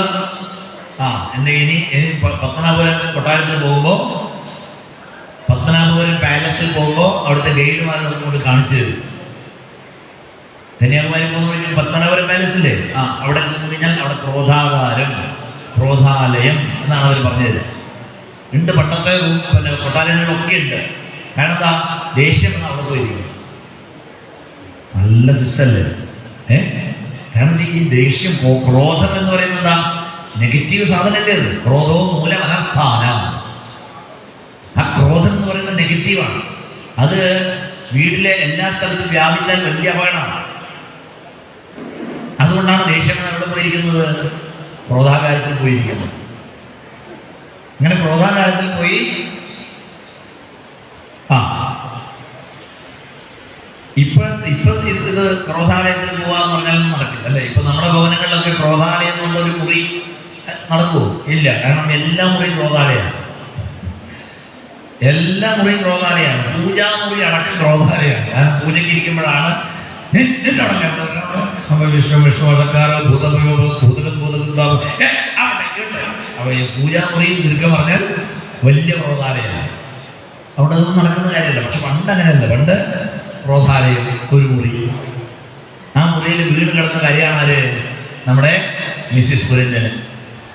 നാളില്ലാതെ അടുത്ത് ചെന്നിട്ട് മുത്തേ, തേനെ, പാല്, തൈര്, മോര് ഒക്കെ വിളിച്ചു നോക്കി. രക്ഷയില്ല. അടുത്ത് കാല് തടവിക്കൊടുത്തപ്പോൾ ഒരൊറ്റ ചവിട്ട് പൊത്തൊന്നും ദൂരത്ത് വെച്ച് വീഴും. ആര്? മിസ്റ്റർ. എന്നാലെങ്കിലും വേണ്ട, നമുക്ക് പോണ്ടേ? പറ്റില്ല. അടുത്ത് ചെന്ന് വീണ്ടും അവളെ തടവിയും പിടിച്ചും തെറ്റുവെന്ന്. ഇനി നിന്നെ വിട്ട് പോകുന്ന പ്രശ്നമില്ല, ഇനി നായാട്ടേ വേണ്ടെന്ന് വെച്ചു.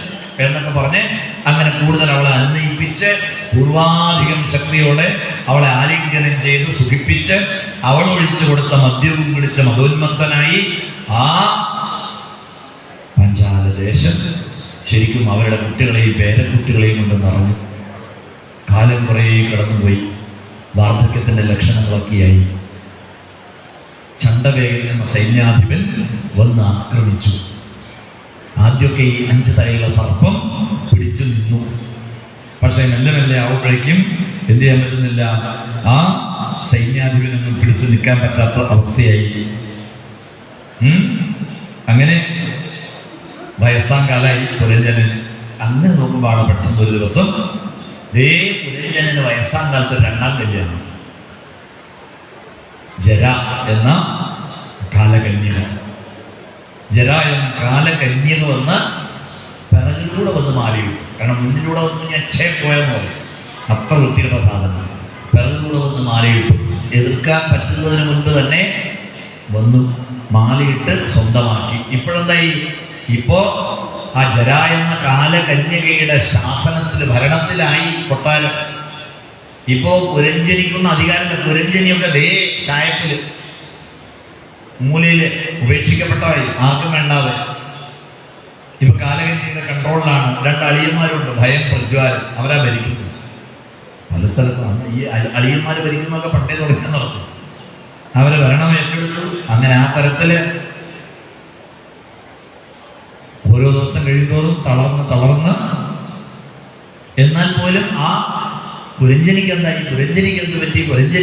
പുരഞ്ജനി എന്നിങ്ങനെ ചിന്തിച്ച് ആ പ്രാണൻ പോകുന്ന സമയത്ത് പുരഞ്ജനിയെ തന്നെ ചിന്തിച്ച് പ്രാണൻ പോയി. അതുകൊണ്ട് ആ മരണസമയത്ത് നമ്മൾ എന്താണോ ചിന്തിക്കുന്നത് അതനുസരിച്ചായിരിക്കും അടുത്ത ജന്മം. അറിയാലോ? ഭഗവത്ഗീതയിലൊക്കെ വിസ്തരിച്ച് പറയുന്നില്ലേ? ഇനി നമ്മള് പഞ്ചമസ്കന്ധത്തിൽ അത് തന്നെ ഒരു കഥ വരാനുള്ളൂ, ഭരതന്റെ കഥ. അപ്പൊ വിസ്തരിച്ച് പറഞ്ഞാൽ മനസ്സിലാക്കിയാൽ മതി. എന്തായാലും ശ്രദ്ധിക്കണം എന്നർത്ഥം. അതല്ലേ? ഈ പ്രാണൻ പോകുന്ന സമയത്ത് നമുക്കുണ്ടാകുന്ന ചിന്ത വളരെ പ്രധാനമാണ്. അതുകൊണ്ടാണ് ഭാഗവതം ആദ്യം തന്നെ അഡ്വാൻസ് ആയിട്ട് നമ്മളോട് പറഞ്ഞത് അന്തേ നാരായണ സ്മൃതി എന്ന് പറഞ്ഞത്. ജന്മലാഭ പരപുംസാന്തേ നാരായണ സ്മൃതി. പറഞ്ഞില്ലേ? അത് നമ്മുടെ ശീലമാകണം. ഭഗവത് സ്മരണ എന്നുള്ളത് നമ്മുടെ ഒരു സ്വഭാവം, നമ്മുടെ ഒരു ശീലമായിട്ട് മാറണം. അതിനുവേണ്ടിയിട്ടാണെന്ന് പറഞ്ഞത്. അപ്പോ അങ്ങനെ പുരഞ്ജനിയെ തന്നെ ചിന്തിച്ച് ചിന്തിച്ച് ചിന്തിച്ച് പ്രാണൻ ഇങ്ങോട്ട് പോയി. എന്തായി? പിന്നീട് അടുത്ത ജന്മം ആരായിട്ട്? ഒരു സ്ത്രീയായിട്ട്. അങ്ങനെ ഒരു സ്ത്രീയായിട്ട് വീണ്ടും വിദർഭ രാജാവിൻ്റെ മകളായിട്ട് വൈദർഭ്യമായിട്ട് വരുന്നു. മലയധ്വജൻ എന്ന ഒരു ദ്രവിഡ രാജാവിൻ്റെ ഭാര്യയാവുന്നു. അവരുടെ ദാമ്പത്യം 7 ആൺകുട്ടികൾ, ഒരു പെൺകുട്ടി ഉണ്ടാകുന്നു. ആ ദാമ്പത്യ ജീവിതത്തിൽ തൃപ്തിയായി വിരക്തിയായി രണ്ടുപേരും ഒന്നിച്ചു തന്നെ വാനപ്രസ്ഥം. പൃഥുവിന്റെ കഥ പറഞ്ഞതുപോലെ അങ്ങനെ ഭർത്താവിനെ അനുഭവിച്ച് ഭർത്തൃ ശുശ്രൂഷയൊക്കെ ചെയ്തുകൊണ്ട് അങ്ങനെ കാട്ടില് മലയധ്വനും വൈദർഭ്യവും ഇങ്ങനെ കാലം കുറെ കഴിഞ്ഞ് അവസാനം ഏതോ ഒരു നിമിഷം അദ്ദേഹത്തിന് ആ ദേഹം ഉപേക്ഷിക്കണം തോന്നി. ദേഹം ഉപേക്ഷിച്ചു. ആ ഭർത്തൃ പരിചരണത്തിൽ മുഴുകിയ വൈദർഭി ഭർത്താവ് തന്നെ വിട്ടുപോയി എന്നുള്ള കാര്യമേ അറിയുന്നില്ല. ആ കാലൊക്കെ വല്ലാതെ തണുത്തിട്ടുണ്ടല്ലോ എന്ന് നോക്കുമ്പോഴാണ് കഴിഞ്ഞു. വാവിട്ട് കരഞ്ഞു.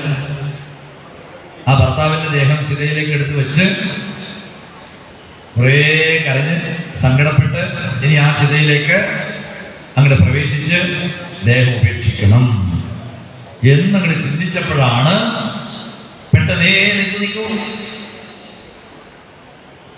ആരാ? മനസ്സിലായില്ല. എന്നെ മനസ്സിലായില്ലേ? സൂക്ഷിച്ചു നോക്കും. സത്യമായിട്ട് മനസ്സിലായി. ആരാണ്? അപ്പൊ ഈ വന്ന വിദ്വാൻ ചോദിച്ചു, നിനക്ക് എന്നെ മനസ്സിലായി? നിനക്ക് നിന്നെ മനസ്സിലായില്ല? ആരാണ് നീ എന്നറിയോ നിനക്ക്?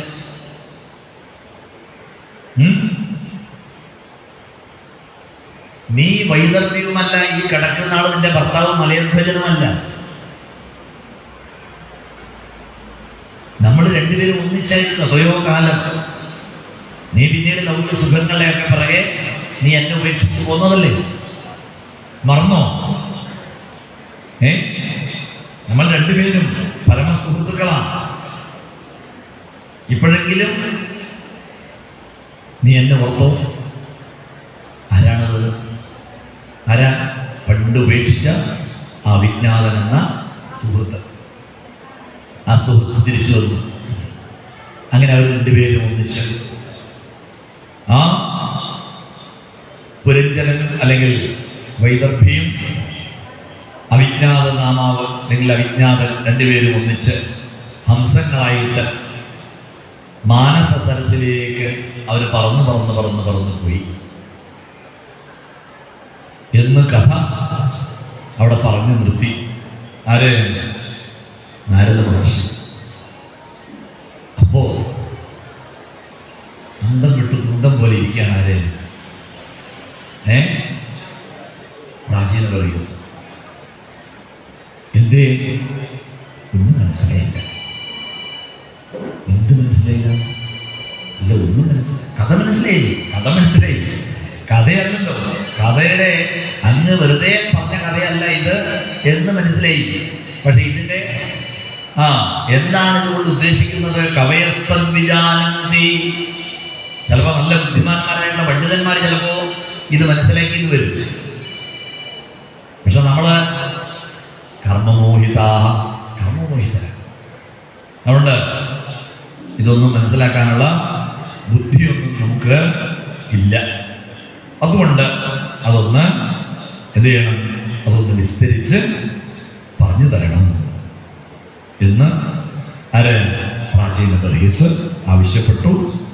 അപ്പോ നാരദ മഹർഷി ഈ പുരഞ്ജനോപാഖ്യാനത്തിന്റെ ശരിക്കുള്ള ആന്തരിക അർത്ഥം അതൊക്കെ വിവരിച്ചു കൊടുത്തു. ചില സിനിമകളൊക്കെ തുടങ്ങുന്ന സമയത്ത് സിനിമ തുടങ്ങുന്നതിന് മുൻപ് എഴുതി കാണിക്കും അല്ലേ?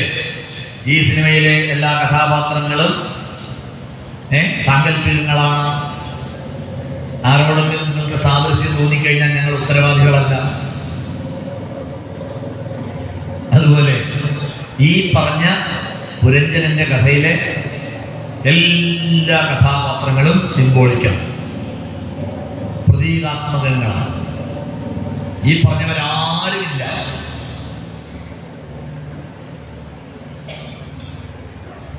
ഇനി ഇതിനെല്ലാം ഓരോരാളെ നമുക്ക് ചേർക്കണം. ആരാണ് പുരഞ്ജനൻ? പുരം ജനയതി ഇത് പുരഞ്ജന. പ്രാരബ്ധവശാൽ പല പല പല ശരീരങ്ങളെ സ്വീകരിക്കുന്ന ജീവന്റെ പേരാണ് പുരഞ്ജനൻ. പുരി ഛേദേ ഇത് പുരുഷ എന്നും പേരുണ്ട്. രണ്ടും തന്നെ. ജീവാത്മാവാണ് ആര്? പുരഞ്ജനൻ. പിന്നെ ആരാ കൂടെ ഉണ്ടായിരുന്ന സുഹൃത്താരാ? ആരാ? അവിജ്ഞാതൻ. അറിയില്ല. അറിയില്ല, പേരുമില്ല, ഒന്നുമില്ല. എന്നാൽ നമ്മുടെ കൂടെ തന്നെയുണ്ട്, എപ്പോഴും നമ്മുടെ കൂടെ തന്നെയുണ്ട്. അതാരാ? ഗുരുവായൂരപ്പൻ. ഗുരുവായൂരപ്പൻ നമ്മളുടെ പേരല്ലേ? ആണോ അല്ലയോ? പ്രത്യേകിച്ച് പേരുണ്ടോ? നാമരൂപങ്ങളൊക്കെ നമ്മൾ കൽപ്പിച്ചത്. ഈ നാമരൂപങ്ങളൊന്നും ഇല്ലാത്ത ആ ചൈതന്യ സ്വരൂപനാണ് ആര്? ഭഗവാൻ. അത് തുടക്കത്തിൽ തന്നെ വ്യക്തമായിട്ട് പറഞ്ഞു. സാന്ദ്രാനന്ദാവബോധാത്മകം അനുഭവിതം കാലദേശാവലിഭ്യം നിർമുക്തം നിത്യമുക്തം നിഗമശത സഹസ്രേണ നിർഭാസ്യമാനം അസ്പൃഷ്ടം ദൃഷ്ടമാത്രേ പുനഃ ഒരു പുരുഷാർത്ഥാത്മകം ഏത്? ബ്രഹ്മതത്വം. ആ ബ്രഹ്മതത്വമാണത്. അതുകൊണ്ടാണ് പേരില്ലാത്തത്. അവിജ്ഞാതൻ എന്ന പരമാത്മ ചൈതന്യം. ശ്രദ്ധിച്ചു കേൾക്കുക. കഴിഞ്ഞ് 5 മിനിറ്റ്. പിന്നീട് അത് കഴിഞ്ഞ് രണ്ടുപേരും ഒന്നിച്ചാണ്. അത് കഴിഞ്ഞിട്ട് ഇത് ചെയ്യുന്നു, പല പല പല കൊട്ടാരം അന്വേഷിച്ച് ചെല്ലുക അല്ലേ? ഈ പുരഞ്ജനം ചെയ്തു കുറേ കൊട്ടാരങ്ങൾ അല്ലേ? പലതരത്തിലുള്ള ഇഴയുന്നതും പറക്കുന്നതും എന്നൊക്കെ പറഞ്ഞില്ലേ? കാലുള്ളതും കാലില്ലാത്തതെന്ന് പറഞ്ഞ് എത്രയോ എത്രയോ ജന്മങ്ങളാണ്. പല പല പല ശരീരങ്ങളെ സ്വീകരിച്ചു. അങ്ങനെ പല പല പല പല ശരീരങ്ങളെ സ്വീകരിച്ചിട്ടൊന്നും തൃപ്തി വരാതെ പിന്നീട് അവസാനം ഹിമാലയത്തിന്റെ തെക്ക് ഭാഗം നോക്കാൽ ഏതാ? ഭാരതം. ആ ഭാരതഭൂമിയിലെ ഒരു മനുഷ്യജന്മം കിട്ടി. ആ മനുഷ്യ ശരീരമാണേത്? നവമുഖി. 9 ദ്വാരങ്ങൾ. നമ്മുടെ നവദ്വാരങ്ങളാണ് പറയുന്നത്. മനസ്സിലായോ? കിഴക്കോട്ടുള്ള 5 ദ്വാരം പറഞ്ഞാൽ 2 കണ്ണ്, 2 മൂക്ക്, വായ. അതാണ് കിഴക്കോട്ടുള്ള 5 കവാടങ്ങൾ. പടിഞ്ഞാറുള്ള 2 ദ്വാരം എന്ന് പറഞ്ഞത് വിസർജനത്തിനുള്ള 2 ദ്വാരങ്ങൾ. പിന്നീട് എന്താ? പിന്നീട് തെക്കോട്ടും പടിഞ്ഞാറും വടക്കോട്ടും എന്ന് പറഞ്ഞത് 2 ചെവി. ആകെ 9 ദ്വാരങ്ങൾ. പഞ്ചപ്രാണനാണ് ആ 5 തലയുള്ള സർപ്പം.